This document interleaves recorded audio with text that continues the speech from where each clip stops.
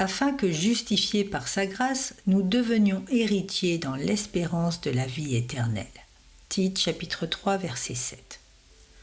Tout être humain passe de ce qu'il était à ce qu'il doit être. C'est vrai des chrétiens comme de toute autre personne. La nouvelle naissance n'aboutit pas au produit fini.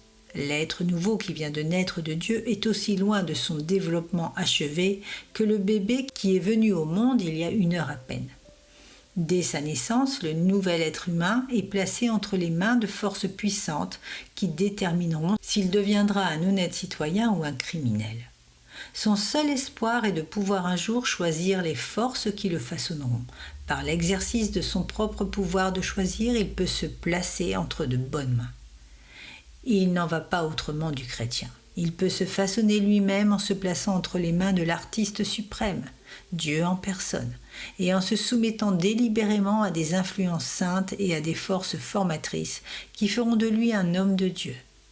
Mais il peut également choisir de se confier à des mains indignes et devenir un vase raté et laid, peu utile à l'humanité, et être un mauvais exemple de l'habileté du potier céleste. Le chrétien avisé profitera de tous les moyens de grâce mis à sa disposition. Il lui suffira de coopérer avec Dieu en choisissant le bien. Dieu fera le reste.